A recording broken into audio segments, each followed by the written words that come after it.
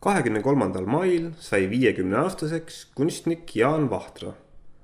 Sel puhul poeet Vares Barbarus on kirjutanud tema üle monograafia, nii et kunstnik Vahtraga on lood korras, kuna ta oma 50-aastaseks elamise ja tegutsemise tasuks on saanud, nagu nõuab moodsa elu leksikon, monograafia. Aga 1. juunil pühitses 50 aasta juubelit kalur Jaan Vahtra, sest täpselt 8 päeva pärast sündimist isa Vahtra andis pojale tüki Peipsi rasvast latikat, missugusest sündmusest ja päevast poeg Vahtras põleb põletav igatsus kalade järele. Ja kuna on väga vaieldav, kas Jaan Vahtra pühendab rohkem aega kaladele või kunstile, siis igatahes pole ülekohtune, et ka kalur Jaan Vahtra saaks oma monograafia. Kalastamises Jaan Vahtra esineb niisamuti suure teerajajana, pedagoogina ja propageerijana, nagu kunstnikki. Ses mõttes on ta nakatanud kalastamiskirega ja tõvega poeet Schützi, mitmele teisele on andnud näitlikke õppetunde või pidanud vaikselt tasuta loenguid Werneri kohviku tagumises toas. Sel alal tal on nii umbes sama palju jüngreid ja järeltulijaid, nagu omas kunstiski. Vastandina Vahtra kunstiliste tõekspidamistele ta kalastamismaneer ja tehnika on ammutat rahvuslikest allikaist. Selle kõige juures ta on omapärane. Võtta teda Jürgensteini, Hindrei, Alle või Lutsu epigoonina oleks ülekohus. Jürgenstein ja Hindrei, ka Alle, kuuluvad õngitsemises nii nimetatud Pühajärve kooli. Nende kalastamine on suvitajalik, seega lage moodsast elulähedusest, nagu noor Eesti proosa ja luule Schützi arvates. Nende kalastamine ja õngitsemine lõhnab surmaläheduse järele, mis tõestub esmakordseist kaebusist Pühajärvi Jaanas, et kalu seal on jäänud väheseks. Roogu pole ja roosjärjel pole kuhugi tilgutada oma marja. Nii et Vahtra teatavas mõttes siingi sammub kaasa noorema põlvega, mida on haistnud ka Schütz, kui valis Vahtra omale patrooniks. Jaan Vahtra kalastamisrutiinis on leida palju soome-ugri ja slaavi ristlevaid sugemeid, mis seletub sellega, et ta õngitseja kreedo on kujunenud välja meerapalus ja parapalus.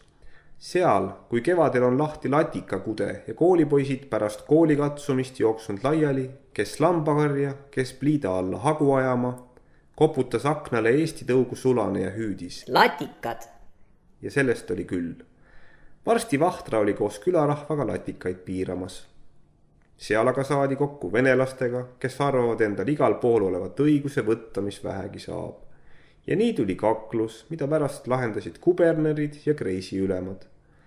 Sellest siis kokkupuuted slaavi ilmaga, mis, nagu allpool selgub, pole jäänud mõjuta Vahtra kujunemisele.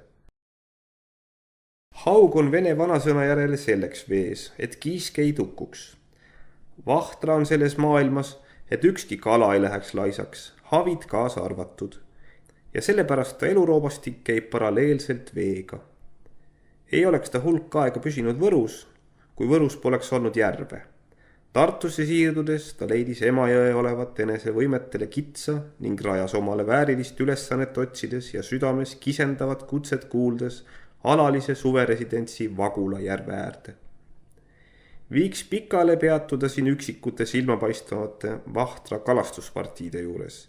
Seda võib teha Vares Barbarus piltide mann, kuna tal palju head paberit ja Vahtra omad puulõiked klišeedeks. Siin peatume ainult Vahtra 1931. aasta suve hiigelsaavutise juures, kus ta kiskus Vagula järvest välja 18 kilose purika.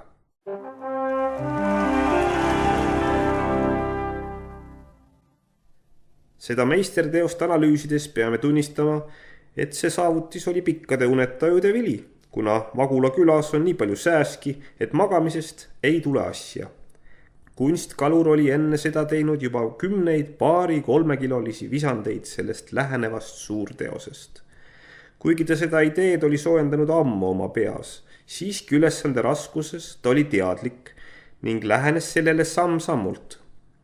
Õhtul ta õngitses kõveraks keeratud nööpnõelaga maimusid Vagula madalal kaldal ning pani need aukudega kastis vette. See toiming on umbes võrdne lõuendi kiskumisega raamile. Siis veel üks unetu öö Võrumaa palavuses ja sääserohkuses ning siis algas rünnak.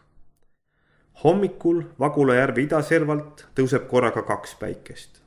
Üks on tavaline, tohutu suur tulipunane muna, teine on vahtra pea, mis nüüd 50-aastaselt on hakanud omama laipmanlikke jooni juuksehõreduses ja muus. Kuid see pea on tõsine, väga tõsine. Kohvikus võrumaalikult naeratavad silmapaarid on vahetatud kotka nägemismunadega, mis vahivad nüüd ta püsti tõusnud kulmukarvade alt. Raud külmas kastes sammub ta paljajalu, see on parim rohi reuma vastu. Külm kaste parandanudki tema sellest tõvest, aga need silmad ikka. Kirjanikel on tähtsaim see pealuu, näiteks Oskar Lutsul on ajanud enda koonuse taoliselt üles, maalijal aga silmad. Ning need seekord nagu söövad järvevett, langevad nagu hüpnotiseerivad prožektorid veele, nagu sood oma pilvede astraalsed näpud sõrmitsevad lainevirveid. Sest nüüd on lõpp skitseerimisel, nüüd asutakse sisse piiratud ja pehmeks hautud teema vallutamisele. Ja kuis läks edasi, sellest toome tsitaate Vahtra enda 10-kordsest jutustusest. Oh sa kuradi kurat, kui tuli vana purikas. Õngel maailma otsas arvan, et ahvenas võtab, kui kork kadus põhja.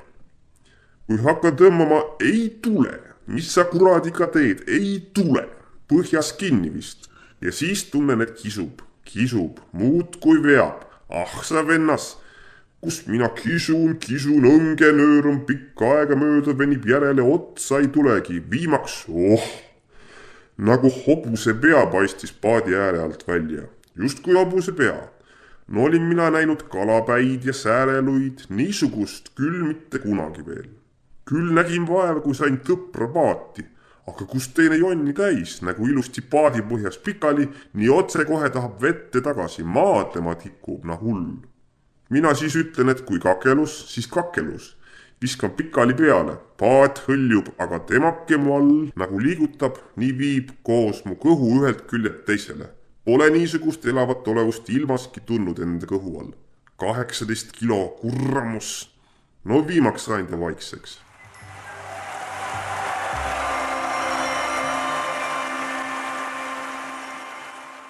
Nii sooritas kunstkalur oma meisternumbri ja nii on see jutt kirja pandud kodustest mälestustest.